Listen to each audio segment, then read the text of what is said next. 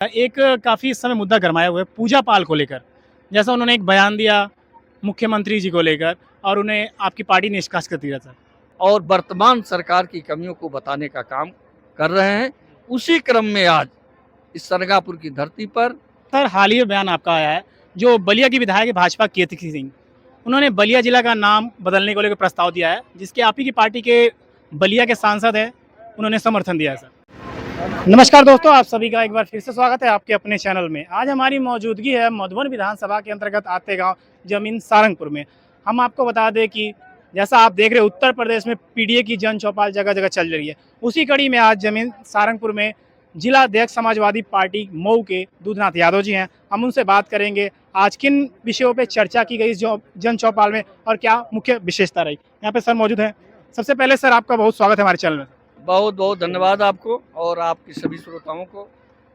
कैसे मौजूदगी हुई सर आज आपकी इस जमीन सारंगपुर में? माननीय राष्ट्रीय अध्यक्ष और पूर्व मुख्यमंत्री माननीय अखिलेश यादव जी के निर्देश पर और प्रदेश अध्यक्ष माननीय श्यामलाल पाल जी के निर्देशन पर हम लोगों का जनवरी 2024 से ही पीडीए जन चौपाल कार्यक्रम चल रहा है। पूरे प्रदेश में समाजवादी पार्टी के लोग गांव-गांव में जन चौपाल के माध्यम से जनता को समाजवादी पार्टी की उपलब्धियां और वर्तमान सरकार की कमियों को बताने का काम कर रहे हैं। उसी क्रम में आज इस सरगापुर की धरती पर माननीय राम सुखी निषाद जी के सौजन्य से और प्रमोद गौड़ जी के अध्यक्षता में हमारे सभी साथी अखिलेश कनौजिया जी हों, हमारे विधानसभा अध्यक्ष जी हों, अंद्रिका यादव जी हों, सारे लोग इस कार्यक्रम में आज उपस्थित हुए हैं। वही क्रम चल रहा है। देखा जा रहा है सर, पीडीए की बात की जाए, एक काफ़ी इस समय मुद्दा गरमाया हुआ है पूजा पाल को लेकर। जैसा उन्होंने एक बयान दिया मुख्यमंत्री जी को लेकर और उन्हें आपकी पार्टी ने निष्कासित कर दिया था। जहाँ तक सवाल पूजा पाल जी का है, पूजा पाल जी के पति की हत्या हुई। हत्या करने वाले लोगों के ऊपर मुकदमा हुआ, मुकदमा लड़ा गया, वो लड़ी। बहुजन समाज पार्टी से दो बार उन्होंने चुनाव लड़ा और अंत में समाजवादी पार्टी के राष्ट्रीय अध्यक्ष माननीय अखिलेश यादव जी के यहाँ आई और कहीं कि मैं पीड़ित महिला हूँ, मुझे आप अपने पार्टी से चुनाव लड़ाने का काम करें। माननीय राष्ट्रीय अध्यक्ष जी ने निश्चित रूप से समझा होगा कि ये पीड़ित महिला है और इन्हें समाजवादी पार्टी को इनका प्रोत्साहन करना चाहिए, इसको इनका सम्मान करना चाहिए। उन्होंने टिकट दिया। 2022 के चुनाव में वह विधायक भी चुनी गई। विधायक चुनने के बाद लगातार वो पार्टी विरोधी गतिविधियों में लिप्त रही। राज्यसभा का चुनाव आया, राज्यसभा के चुनाव में उन्होंने खुलेआम क्रॉस वोटिंग किया। फिर भी पार्टी नेतृत्व ने उनको मौका दिया कि हो सकता है पीडीए समाज की महिला हैं, पीड़ित महिला हैं, कहीं न कहीं इनके मन में पीड़ितों के प्रति, पीडीए के प्रति, अपने समाज के प्रति भावना जगे और ये महसूस करें तो इन्हें पुनः पार्टी में वापस लाया जा सकता है। अभी देखा जाए सर, हाल ही में बयान आपका आया है, जो बलिया की विधायक है भाजपा कीर्ति सिंह, उन्होंने बलिया जिला का नाम बदलने को लेकर प्रस्ताव दिया है, जिसके आप ही की पार्टी के बलिया के सांसद हैं, उन्होंने समर्थन दिया है सर। निश्चित रूप से भारतीय जनता पार्टी के लोग, इनके पास काम तो है नहीं, केवल नाम बदलने का काम करते हैं। चाहे वो जिले का नाम बदल दें, शहर का नाम बदल दें। जहाँ तक बलिया का सवाल है, बलिया बागी धरती है। इतिहास में पन्नों में, स्वराक्षरों में बलिया का इतिहास लिखा गया है। निश्चित रूप से बलिया बागी कहा जाता है और मैं व्यक्तिगत रूप से जिला अध्यक्ष की हैसियत से या मैं अपने विचार रखता हूँ कि उसका नाम बदला नहीं जाना चाहिए और यही हमारे शीर्ष नेतृत्व का भी निश्चित रूप से उसकी भी भावना होगी। जहाँ ऐसी तैयारी चल रही है 27 की सर, आप देख रहे हैं, आपके सामने है। हम लोग गांव-गांव जा कर के अपने समाज को, अपनी बातों को रखने का काम करते हैं। समाजवादी पार्टी बूथ स्तर पर अपने संगठन के माध्यम से, पीडीए चौपाल के माध्यम से निश्चित रूप से 2027 का चुनाव जीतेगी। बहुत तो आपने देखा, हमने बात की समाजवादी पार्टी के मऊ जिला अध्यक्ष दूधनाथ यादव जी से, उन्होंने काफ़ी बढ़िया बात की और 27 को चुनाव को लेकर जैसा बताया जा रहा है पीडीए की जन चौपाल गांव-गांव चल रही है और इसी कड़ी में आज जन चौपाल जमीन सारंगपुर में लगी थी, जहां बता दें आपको राम सुखी निषाद, जो निषाद समाज के एक उभरते सितारा माने जा रहे मधुर विधानसभा से, उन्हीं की देखरेख में सभा का आयोजन हुआ और काफ़ी बढ़िया विचार देखने को मिला। आगे आप वीडियो में देख सकते हैं। ऐसे बरसात भी हमारे आवश्यकता है। बरसात नहीं होगी तो हम लोग सब लोग किसान हैं और बरसात की आवश्यकता समझते हैं। थोड़ा सा 2 मिनट बस हमको समय दे दीजिए, ज़्यादा समय नहीं लेंगे। आज के इस पीरियड जब चौपाल के कार्यक्रम के आदरणीय अध्यक्ष जी और इस कार्यक्रम के आयोजक संयोजक आप ही के बेटे, आप ही के भाई राम सुखी निषाद जी को मैं बहुत बहुत बधाई देना चाहता हूं कि ऐसे मौसम में भी इस तरह की इन्होंने जौ चौपाल आयोजित कर दिया।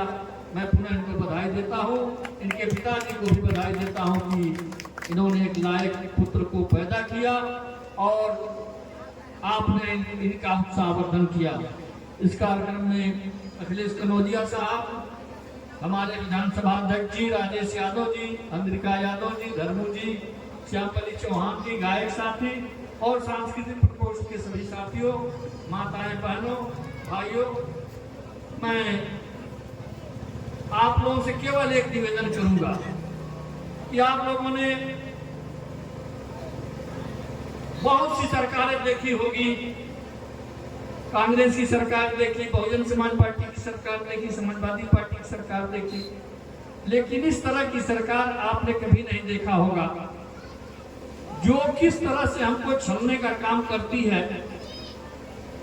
सबसे बड़ा काम किसी भी सरकार का होता है शिक्षा, स्वास्थ्य और सुरक्षा।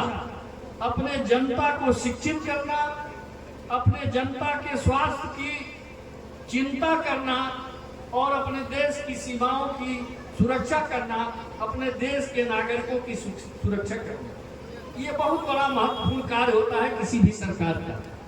लेकिन आज आप लोग देख रहे हैं कि किस तरह से प्राइमरी स्कूल बंद किए जा रहे हैं। प्राइमरी स्कूलों को बंद करने के बाद आपके बच्चों को शिक्षा से वंचित किया जा रहा है।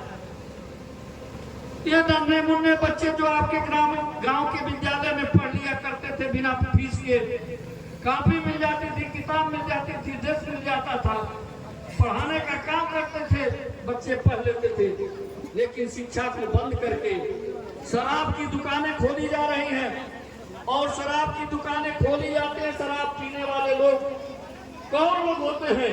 वही गरीब लोग होते हैं जिनके बच्चे प्राइमरी स्कूल में पढ़ते हैं, और वही गरीब लोग होते हैं जो 2 पैसा कमा करके भी शराब की दुकान पर जाते हैं। और सबसे ज्यादा शराब पीने वालों का असर पड़ता है तो हमारी माताओं और बहनों के ऊपर पड़ता है। जब घर में वो शराब पी करके जाते हैं, कोई बात नहीं, जब घर में वो शराब पी करके जाते हैं तो सबसे पहले प्रताड़ित करने के काम करते हैं अपनी पत्नी को, अपने बच्चों को। तो इसलिए ये सरकार हमको मूर्ख बनाने का काम कर रही है। इसलिए हमारे साथी ने निवेदन किया कि आप आधी रोटी खा करके भी अपने बच्चों को पढ़ाने का काम कीजिएगा। इसके पहले जब अखिलेश यादव की सरकार थी तो उन्होंने लड़कों को 12 तक की शिक्षा मुफ्त किया था और बेटियों को BA तक की शिक्षा मुफ्त करने का काम किया था। कन्या विद्याधन दे करके 30-30 हजार रुपया दे करके हमारी बेटियों को पढ़ाने का काम करते थे समाजवादी पार्टी की सरकार। आज यह सरकार इतनी महंगी शिक्षा कर दी है कि यदि ग्रेजुएशन में कोई लड़का पढ़ने जाता है तो 4 बार परीक्षा देता है। यानी एक बार परीक्षा दिया और ये काफी जची नहीं, तब तक रिजल्ट आया नहीं, तब तक दूसरा फॉर्म भरने का काम किया जाता है। तो इसका मतलब यह है कि आदमी उब जाए और पढ़ाई से गार्जियन का देगा कि भैया हमारे पास इतना नहीं है कि तुमको खाली फॉर्म में भरवाया जाए, परीक्षा में दिलवाया जाए, शिक्षा कुछ नहीं है। तो ये मैं इसलिए कह रहा हूँ कि सरकार जो बुनियादी चीज है गरीबों की, पीड़ित समाज की, पिछड़े की, दलित की, अल्पसंख्यक समाज की जो बुनियादी चीज है शिक्षा, उसको समाप्त करने का काम कर रही है। और शराब की दुकान, कंपोजिट विद्यालय होते थे जहाँ प्राइमरी और जूनियर एक साथ बच्चे पढ़ लेते थे, कंपोजिट शराब की दुकान हो गई। आपको बियर भी मिल जाएगा, देसी भी मिल जाएगा, अंग्रेजी भी मिल जाएगा, बड़ी आसानी से लोगों को उपलब्ध हो जा रहा है। इसलिए मैं साथियों को आगाह करना चाहता हूँ, मेरे नौजवान साथी काफी यहाँ खड़े हैं, देख रहे हैं कि किस तरह से नौकरियों का लाले पड़ गया है। संविदा और आउटसोर्सिंग पर सारी भर्तियां की जा रही है। कोई विज्ञापन नहीं निकल रहा है। यदि कोई विज्ञापन निकलता भी है तो पेपर लीक होता है, परीक्षा बंद हो जाती है, रिजल्ट नहीं आता है।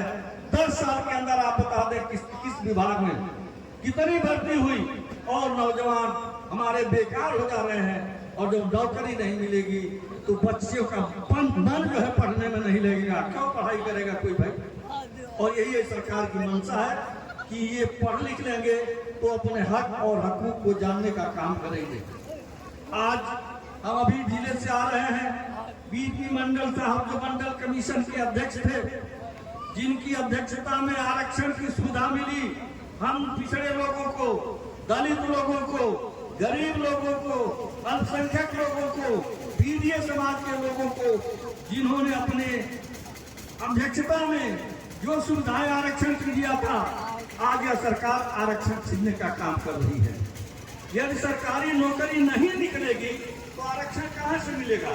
संविदा में कहां आरक्षण की व्यवस्था है? आउटसोर्सिंग में कहां आरक्षण की व्यवस्था है? और जब आरक्षण इसलिए छीनने का काम करती है कि इनके जो बैठे हुए लोग हैं वो नहीं चाहते हैं कि पिछड़े समाज के लोग, पीड़ित समाज के लोग, दलित समाज के लोग पढ़ लिख करके आगे बढ़े, नौकरी पावे। क्योंकि एक नौकरी जो है, एक परिवार में नौकरी एक छोटे से पौधे के रूप में होती है जो बढ़ते बढ़ते एक वटवृक्ष का रूप ले लेती है। एक आदमी नौकरी पाता है, वो अपने बेटे को पढ़ाता है, अपने भाई को पढ़ाता है, एक छोटा सा घर बनवाता है, बहन की अच्छी जगह शादी करता है। इस तरह से वो परिवार उन्नत के पथ पर जाते हुए एक पूरी छाया हो जाती है। इसलिए सरकार नहीं चाहती है कि पिछड़े समाज के लोग आगे बढ़े, इसलिए नौकरियों पर पाबंदी लगाने का काम करती है। तो समय आप लोगों ने बहुत ज्यादा दिया। हमारी माताएं बहनें बैठी हैं। 5 किलो राशन की बात अभी हमारे किसी साथी ने किया था। बड़ी चर्चा होती है 5 किलो राशन की, लेकिन उसके पीछे की कहानी आप लोग नहीं समझने का काम करते हैं। 5 किलो राशन देते हैं, 5 किलो राशन की वैल्यू होती है 20 रुपया से 25 रुपया, करें तो 125 रुपया हो जाएगा। और लेते कितना है? जब सरकार आई थी उस समय आपको जो गैस सिलेंडर था वो 435 रुपया में मिलता था। हम लोग को पूरा याद है, 435 रुपया में मिलता था 2014 के पहले। आज सिलेंडर का दाम कितना है? 1000 से ऊपर है। एक सिलेंडर पर ही कितना वसूले? 565 रुपया। एक सिलेंडर 1 महीने में जल जाएगा कि नहीं जल जाएगा? तो 565 रुपया तो सीधे ले लिए ना आपसे। अब ये तो एक सिलेंडर की मात्रा है। दाल, कड़वा तेल, डीजल किसान की जान होता है। वो पंपिंग सेट चलावे, चाहे ट्रैक्टर से खेत की जुताई करे, या अपने गाड़ी में डाल करके जीप चला करके उससे 2 पैसा कमाने का काम, जो गाड़ी चला करके लोग 2 पैसा कमाने का काम करते हैं। तो डीजल से कितना लिया? एक घर में आजकल हर घर में मोटरसाइकिल होती है। एक मोटरसाइकिल में 1 लीटर ही पेट्रोल जलता हो तो जो 70 रुपया का पेट्रोल था आज 100 रुपया का मिल रहा है। तो 30 रुपया गया कि नहीं एक दिन में? तो 30 दिन में कितना गया? 900। तो ये लेते हैं आपसे 1 महीने में सामान्य रूप से भी एक परिवार से 1600 से 1700 रुपया लेने का काम करते हैं। और देते कितना है? 100, 200, 300 रुपया। और उसी का ढिढोरा पीटते हैं। माने एक ठग हो जो आपकी इस थैली से 1600 रुपया निकाल करके और सामने से 100 रुपया दे दे, कहे कि मैं तो बच्चा तुमको लोग दे रहा हूँ, शाम को कुछ खा पी लेना। तो बताओ कितना बड़ा दानी है। उसको हम ठग कहेंगे, बेईमान कहेंगे, चोर कहेंगे, क्या कहेंगे? तो इस तरह से लूटने का काम करते हैं। ये तो रह गई। दूसरा चीज, ये किसान सम्मान के नाम पर 6000 रुपया देते हैं। 6000 रुपया, 500 रुपया महीना हुआ। किसान की जो बोरी होती है, 50 किलो यूरिया आती थी ना उनके पहले, अब कितने की आ रही है? 45 किलो। अब 40 किलो होने वाली है। 2027 में जहां की बनी 40 किलो हो जाएगी। अब एक बोरी यूरिया पर 5 किलो काटते हैं और 5 किलो काटते हैं तो 5 किलो का दाम जोड़ लीजिए कितना हुआ, और कितनी यूरिया यूज करते हैं साल भर में। अभी तो यूरिया है, डाई है, इसके बाद से आपका कीटनाशक दवाएं हैं, सारी चीजें, डीजल है, पेट्रोल है।